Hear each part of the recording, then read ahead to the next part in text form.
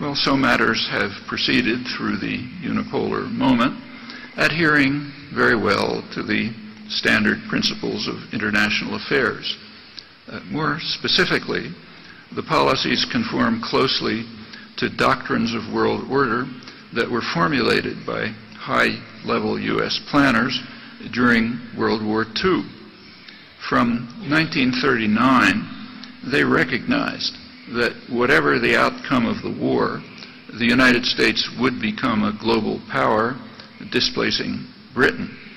And accordingly, they developed plans for the U.S. to exercise control over a substantial portion of the globe. This grand area, as they called it, would include the Western Hemisphere, of course, the former British Empire, the Far East, and Western Asia's energy supplies.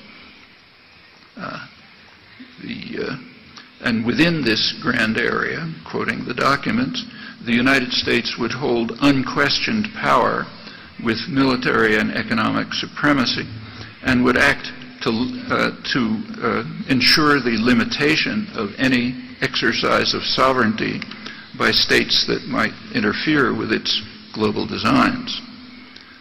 It was all public for 60 years.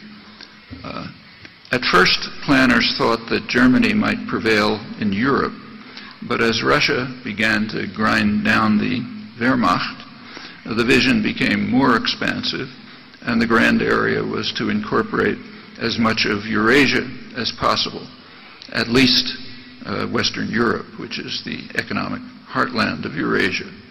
And detailed and rational plans were developed for global organization, with each region assigned what was called its function.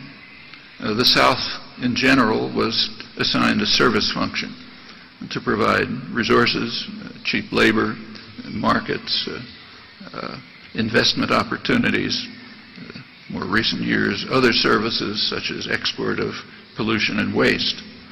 At the time, the United States was not much interested in Africa, so it was to be handed over to Europe to exploit.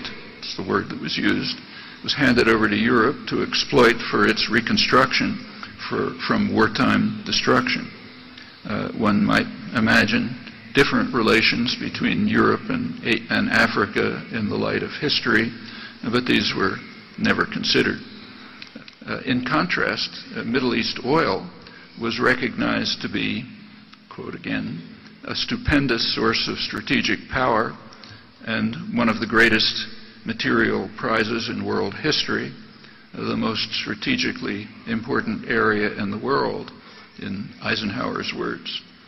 Control of Middle East oil would provide the United States with substantial control of the world, quoting an influential planner.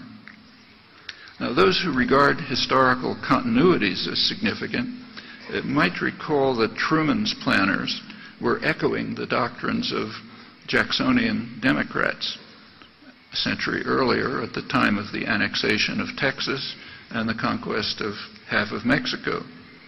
Their predecessors anticipated that the conquests would provide the United States with a virtual monopoly over cotton, which was the fuel of the early industrial revolution.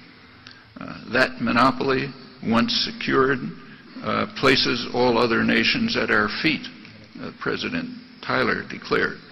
And that way the United States might overcome the British deterrent, which was the great problem of the day, and it might gain unprecedented international influence. And similar conceptions guided Washington in its oil politics, and still do. Accordingly, Eisenhower's National Security Council explained that the United States must support harsh and brutal regimes and block democracy and development in the Middle East, even though this elicits a campaign of hatred against us, as President Eisenhower observed. That's 50 years before George W. Bush plaintively asked, "Why do they hate us?" Deciding that it must be because they hate our freedom. With regard to Latin America, post-World War II planners concluded that the primary threat to U.S. interests is posed by, quoting, radical and nationalistic regimes that appeal to the masses of the population and seek to satisfy the popular demand for immediate improvement in the low living standards of the masses and development for domestic needs. And these tendencies conflict with the demand for a political and economic climate conducive to private investment with adequate repatriation of profits and what was called protection of our raw materials. A large part of subsequent history flows directly from these assumptions, never challenged. In the special case of Mexico, a Latin American strategy development workshop at the Pentagon in 1990 found that U.S.-Mexico relations were extraordinarily positive, untroubled by stolen elections, state violence, torture, scandalous treatment of workers and peasants, and other minor details. But participants in the workshop see one cloud on the horizon, the threat of what they called a democracy opening in Mexico, which they feared might bring into office a government more interested in challenging the United States on economic and nationalist grounds. A cure was recommended, namely a U.S.-Mexican treaty that would lock Mexico in to the neoliberal reforms of the 1980s and would tie the hands of the current and future governments of Mexico with regard to economic policy. In brief, NAFTA, duly imposed by executive power in opposition to the public will. As NAFTA went into effect in 1994, President Clinton also instituted Operation Gatekeeper, which militarized the Mexican border. As he explained, we will not surrender our borders to those who wish to exploit our history of compassion and justice. He had nothing to say about the compassion and justice that inspired the establishment of those borders, and he didn't explain how the high priest of neoliberal globalization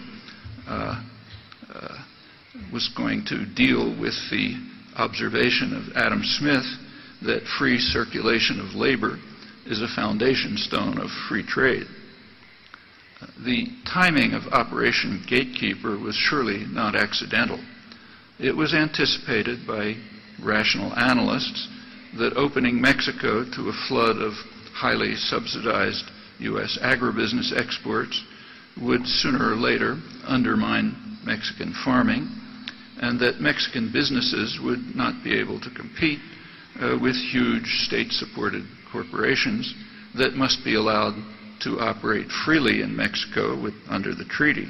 And one likely consequence would be flight to the United States, joined by those fleeing the countries of Central America, which had been ravaged by Reaganite terror. So militarization of the border was a very natural remedy.